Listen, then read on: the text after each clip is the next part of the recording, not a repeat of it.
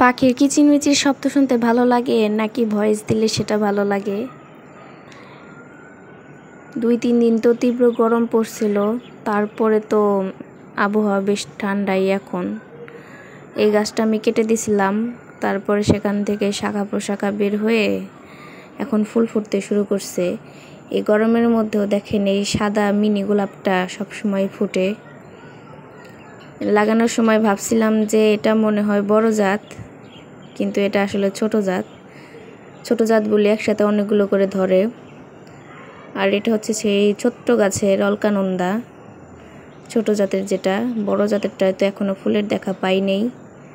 আর টগর ফুলের গাছ দেখাই, এটা তো থোকায় থোকায় অনেকগুলা করে ধরে, তবে যখন 40 ডিগ্রি গরম পার হয় তখন আর কি একদম অনেকগুলো করে ধরে।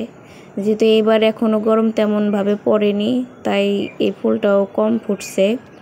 যা পাইছি তাতে আলহামদুলিল্লাহ।